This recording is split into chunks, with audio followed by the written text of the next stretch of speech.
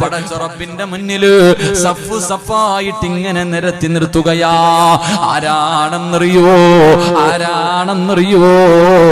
അല്ലാഹുവിന്റെ പ്രവാചകൻ അവിടെ നിന്ന് പറയുന്നു, നാളെ പടച്ച റബ്ബിന്റെ അതിഥികളാണവര്, നാളെ പരലോകത്തിലെ അതിഥികളാണവര്. അവരാണ് നാളെ വിചാരണയില്ലാതെ സ്വർഗത്തിലേക്ക് കടന്നു പോകുന്ന മൂന്നാമത്തെ വിഭാഗം. അവരാരെന്നറിയോ? അല്ലാഹു ഒരു പരീക്ഷണം കൊടുക്കുമ്പോ അൽഹംദുലില്ലാഹ് എന്ന് പറയുന്നവരാണെന്ന് നബി മുഹമ്മദ് മുസ്തഫ.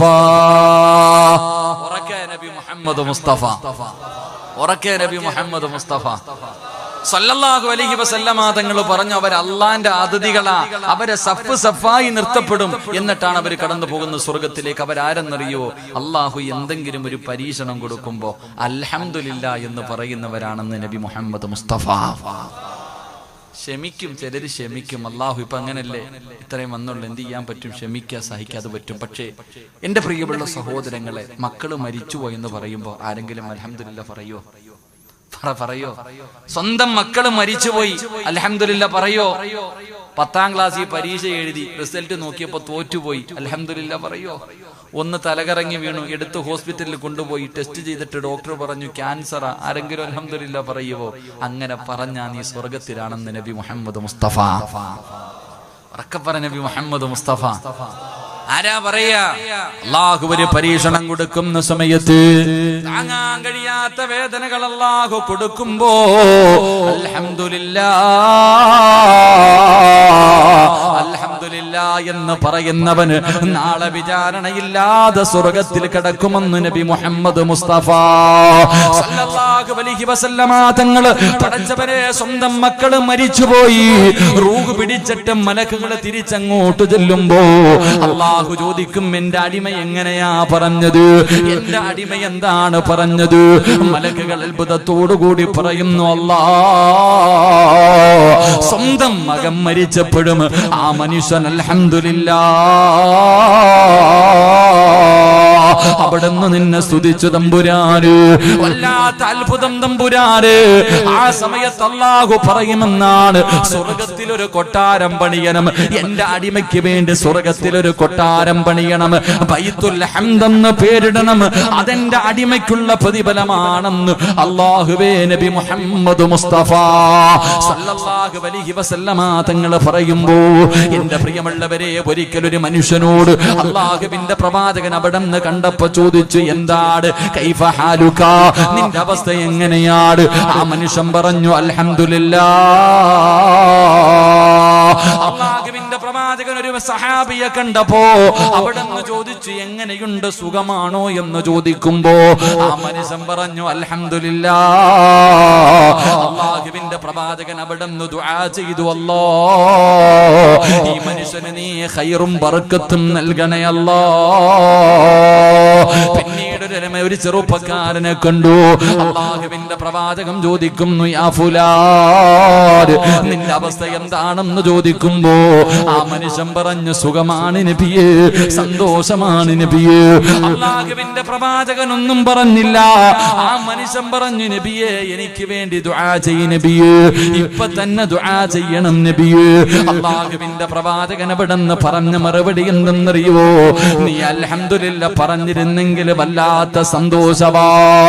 എന്റെ പ്രിയമുള്ളവരെ, പടച്ച റബ്ബിന്റെ പരീക്ഷണം ഉണ്ടാകുമ്പോ മഹാനായ അയ്യൂബ് നബി അലൈഹിസ്സലാം, പടച്ചവനെ അയ്യൂബ് നബിയും തന്റെ ഭാര്യയും കൂടെ കുടുംബക്കാരെ കാണാൻ വീട് വിട്ട് വെളിയിലേക്ക് ഇറങ്ങുമ്പോ, അയ്യൂബ് നബിയും തന്റെ ഭാര്യയും കൂടെ വീട് വിട്ട് തന്റെ കൊട്ടാരത്തിലെ കുടുംബക്കാരെ കാണാൻ ഇറങ്ങുമ്പോ രണ്ട് മക്കള് വീടിന്റെ വെളിയിൽ നിന്ന് കളിച്ചു കൊണ്ടിരിക്കുകയാണ്. പടച്ചവനെ, അയ്യൂബ് നബിയും ഭാര്യയും മക്കളെ വിളിച്ചു, ഞങ്ങളുടെ കൂടെ കൊട്ടാരത്തിലേക്ക് വരുന്നു. മക്കള് പറഞ്ഞു, ഇല്ല, ഞങ്ങൾ ഇവിടെ നിന്ന് കളിച്ചു കൊള്ളാ. പടച്ചവനെ, അയ്യൂബ് നബിയും റഹ്മത്ത് ബീബിയും കൂടെ കുടുംബക്കാരെ കാണാൻ പോകുമ്പോ പടച്ചവനെ, അല്ലാഹുവേ വല്ലാത്ത കാറ്റും മഴയും ഉണ്ടാവുകയാണ്, ഭയാനകമായ കാറ്റും മഴയും. പടച്ചവനെ, അയ്യൂബ് നബി അലൈഹിസ്സലാമിന്റെ കളിച്ചുകൊണ്ടിരുന്ന മക്കള് കൂരയ്ക്കകത്തേക്ക് ഓടിക്കേറുകയാ. അവസാനം അവിടുന്ന് മഴക്കിലും കാറ്റിലും പെട്ട് വീടിടിഞ്ഞ് വീണ് രണ്ട് മക്കളും അങ്ങ് മരണപ്പെടുകയാണ്. അയ്യൂബ് നബി അലൈഹിസ്സലാമും റഹ്മത്ത് ബീവിയും അവസാനം തിരിച്ചു വരുമ്പോ ഒരു മനുഷ്യൻ ഓടി ചെന്നിട്ട് അയ്യൂബ് നബിയോട് പറഞ്ഞു, നബിയേ മക്കള് രണ്ടുപേരും പോയി നബിയേ. അയ്യൂബ് നബി അലൈഹിസ്സലാം അത്ഭുതത്തോട്, പടച്ച റബ്ബിന്റെ തീരുമാനമാണല്ലോ, അല്ലാഹുവിന്റെ പരീക്ഷണമാണല്ലോ. പടച്ചവനെ അയ്യൂബ് നബി അലൈഹിസ്സലാം തിരിഞ്ഞു നോക്കുമ്പോ അയ്യൂബ് നബിയുടെ മുഖം കാണുമ്പോ റഹ്മത്ത് ബീവിക്ക് കാര്യം മനസ്സിലായി. അവിടെന്ന് പറഞ്ഞു, അൽഹംദുലില്ലാഹ്, അല്ലാഹുവിന്റെ തീരുമാനമാണല്ലോ, പടച്ച റബ്ബിന്റെ തീരുമാനമാണല്ലോ, അതിനു പകരം അല്ലാഹു സ്വർഗം തരുമല്ലോ. അതുകൊണ്ട് എന്റെ പ്രിയമുള്ളവരോട് പറയുകയാണ്, ജീവിതത്തിൽ ദുഃഖവും ദുരിതവും പ്രയാസവും ഇല്ലാത്ത ഒരു മനുഷ്യനുമില്ല. നമ്മുടെ ജീവിതത്തിൽ എന്തെങ്കിലുമൊക്കെ ഒരു പ്രയാസമുണ്ട്. ഈ പ്രയാസങ്ങളൊക്കെ എന്തിനാ അല്ലാഹു തന്നതെന്നറിയുമോ? റസൂലുള്ളാഹി പറയുകയാ, ഇല്ല. അല്ലാഹുവിന്റെ പ്രവാചകൻ അവിടെന്ന് പറയുകയാണ്, അല്ലാഹുവിന്റെ റസൂൽ അവിടെന്ന് പറയുകയാ, എന്തിനാ ഈ പരീക്ഷണം അല്ലാഹു തന്നതെന്നറിയുമോ? ഈ പരീക്ഷണങ്ങൾക്ക് പുറകില് ഒരു സന്തോഷമുണ്ടെന്ന് നബി മുഹമ്മദ് മുസ്തഫ സല്ലല്ലാഹു അലൈഹി വസല്ലം തങ്ങൾ പറഞ്ഞു. എല്ലാ ദുഃഖത്തിന്റെ പുറകിലും ഒരു സന്തോഷമുണ്ടെന്ന് നബി മുഹമ്മദ് മുസ്തഫ. ഈ സദസ്സിലിരിക്കുന്ന എനിക്കും നിങ്ങൾക്കും എന്തെങ്കിലും പ്രയാസവും ദുഃഖവും ദുരിതമൊക്കെ ഉണ്ട്. ഇതെന്തിനാ അല്ലാഹു തന്നേന്നറിയോ? എന്റെ പ്രിയമുള്ളവരെ, ഒരു കയറ്റം കഴിഞ്ഞാൽ ഒരിറക്കമുണ്ട്, ഇല്ലേ? ഒരു കയറ്റം കഴിഞ്ഞാൽ ഒരിറക്കമുണ്ടോ? പറ, ഒരു കയറ്റം കഴിഞ്ഞാൽ ഒരിറക്കമുണ്ടോ? ഒരു ദുഃഖത്തിന്റെ പുറകിൽ ഒരു സന്തോഷമുണ്ടോ? അള്ളാഹു നിങ്ങൾക്ക് ദുഃഖം തന്നിരിക്കുന്നത് ഒരു സന്തോഷം വരാൻ പോകുന്നതിന്റെ അടയാളമാണെന്ന് നബി മുഹമ്മദ് മുസ്തഫ. ഉറക്കെ പറ, നബി മുഹമ്മദ് മുസ്തഫ. അള്ളാഹു ഈ പരീക്ഷണങ്ങളൊക്കെ നിനക്ക് തരുമ്പോ നീ മനസ്സിലാക്കണം, നിനക്ക് എന്തോ കടലിൽ പോയി മീനില്ല തിരിച്ചു വന്നു വാ എന്നെങ്കിലും ഒരിക്കൽ നിനക്ക് അല്ലാഹു തരും. പടച്ചവൻ എപ്പോഴെങ്കിലും നിങ്ങൾക്ക് തരും. എന്റെ പ്രിയമുള്ളവരെ, അള്ളാഹുവിന്റെ റസൂൽ സല്ലല്ലാഹു അലൈഹി വസല്ലം തങ്ങൾ പറഞ്ഞു, ഒരു അൽഹംദുലില്ലാ പറയണം. അള്ളാഹു പറയാൻ ഭാഗ്യം തരുമാറാകട്ടെ. മനസ്സറിഞ്ഞിട്ട് ഒരു അൽഹംദുലില്ലാ പറഞ്ഞേ. അയ്യോ, ഇത് വല്ലാത്ത അൽഹംദുലില്ലാഹി. ഒരു മനസ്സറിഞ്ഞിട്ട് അൽഹംദുലില്ലാ പറ. അള്ളാഹു ഇത്രയും നാളും തന്നതിന്റെ നന്ദിയായിട്ട്, അത് ദുഃഖമാണെങ്കിലും സന്തോഷമാണെങ്കിലും ഒരു അൽഹംദുലില്ലാ പറ. ഞാൻ പ്രതിഫലം പറഞ്ഞുതരാം, പറ. പോരാ, മനസ്സറിഞ്ഞിട്ട് പറ. ഒന്നുകൂടെ, ഒരു അൽഹംദുലില്ലാഹിയുടെ പ്രതിഫലം എന്തെന്നറിയോ? അള്ളാഹു ഒരു പരീക്ഷണം തരുന്ന സമയത്ത് ഒരു അൽഹംദുലില്ലാ പറഞ്ഞപ്പോ അള്ളാഹു കൊടുത്ത പ്രതിഫലം ഞാൻ പറയാം. അള്ളാഹു ഭാഗ്യം തരുമാറാകട്ടെ. അള്ളാഹു ഭാഗ്യം തരുമാറാകട്ടെ.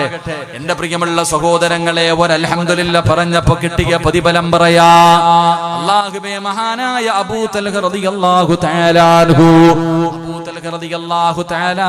പൊന്നുമോനോട് വല്ലാത്ത സ്നേഹമാണ്. തന്റെ പൊന്നാര മകനെ വല്ലാത്ത സ്നേഹമാണ്. എവിടെ പോയാലും തന്റെ പൊന്നുമകനെ ഇങ്ങനെ കൊണ്ടു നടക്കാറാ. ഒരു ദിവസം അബൂ തൽഹ റളിയല്ലാഹു തആല അൻഹു യാത്രയ്ക്ക് വേണ്ടി വീട് വിട്ട് വെളിയിലിറങ്ങുമ്പോ തന്റെ പ്രിയപ്പെട്ട പൊന്നുമോനെ കെട്ടിപ്പിടിച്ച് ചുടുചുംബനം കൊടുക്കുകയാണ്.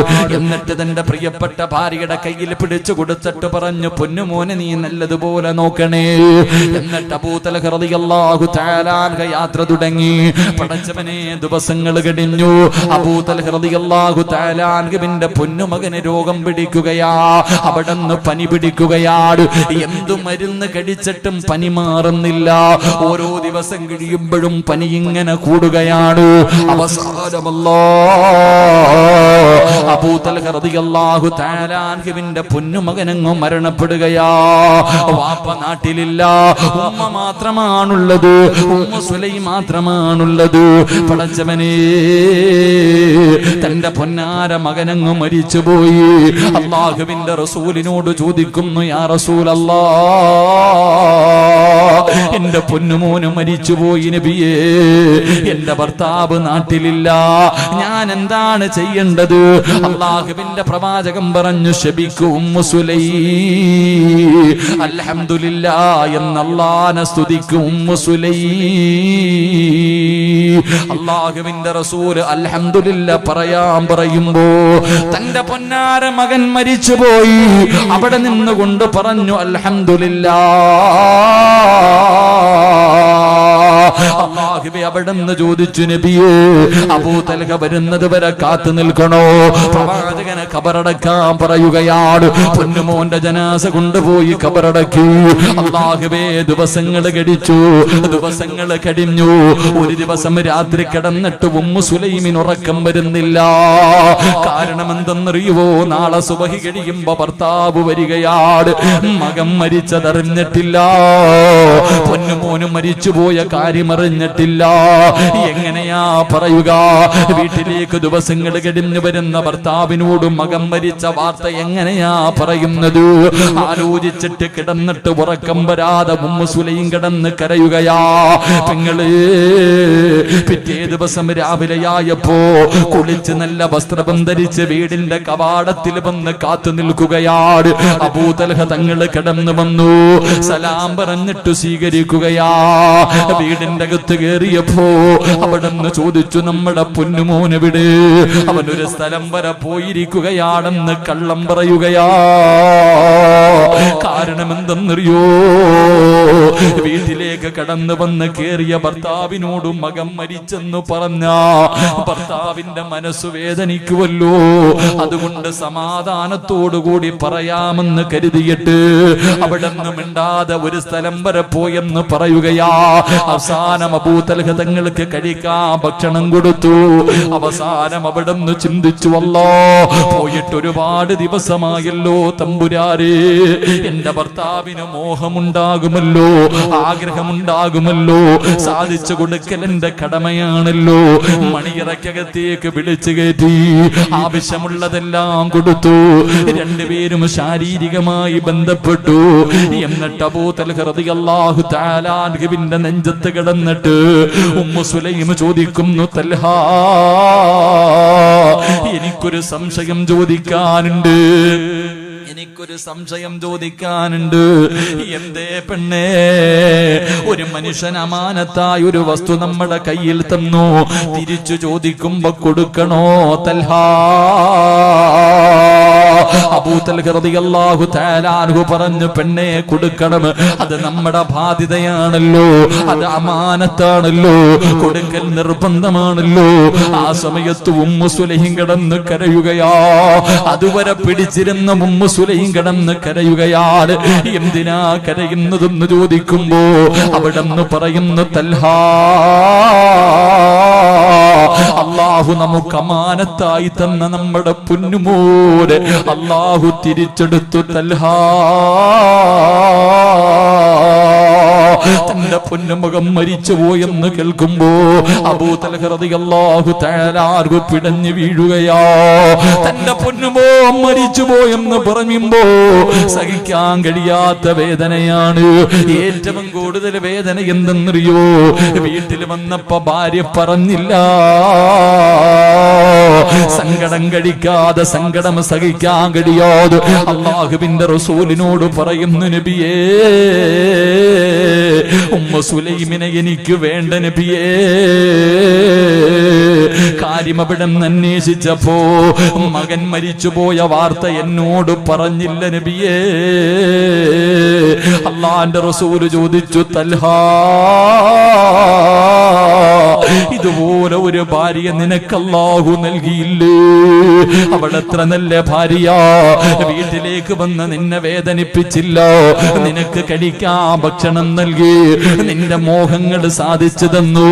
ഇതെല്ലാം കഴിഞ്ഞിട്ടല്ലേ അവള് സമാധാനത്തോടുകൂടി നിനക്ക് പറഞ്ഞു തന്നത്. ഇതുപോലെ ഒരു നല്ല ഭാര്യ നിനക്ക് കിട്ടിയല്ലോ.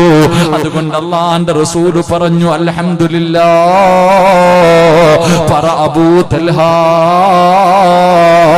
ഇല്ലാ യളമൽ ജസാ മഅ യൽമൽ ബലാ. അല്ലാഹുവിന്റെ പ്രവാചകൻ അവിടെ നിന്ന് പറഞ്ഞ മറുപടി എന്തെന്നറിയുമോ? നിങ്ങൾ ഇന്നലെ ബന്ധപ്പെട്ടതിലൂടെ അല്ലാഹു നിങ്ങൾക്കൊരു പൊന്നുമോനെ തരും. ലോകത്തിന്റെ നേതാവ് പറയുകയാ, നിങ്ങൾക്ക് അല്ലാഹു ഒരു പൊന്നുമോനെ തരും, പടച്ചവൻ നിങ്ങൾക്ക് ബർക്കത്ത് ചെയ്യുമെന്ന് പറയുമ്പോ അബൂ തൽഹ റളിയല്ലാഹു തആല വീട്ടിലേക്ക് കടന്നുപോയി. മാസങ്ങൾ കഴിഞ്ഞു.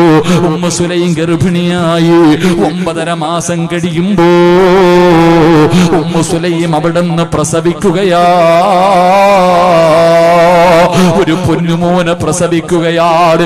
അബൂ തൽഹ റളിയല്ലാഹു തആല വിളിച്ചു പറയുന്നു, പെണ്ണേ എന്റെ മോന് പാല് കൊടുക്കല്ലേ, എന്റെ പൊന്നുമോന് പാല് കൊടുക്കല്ലേ.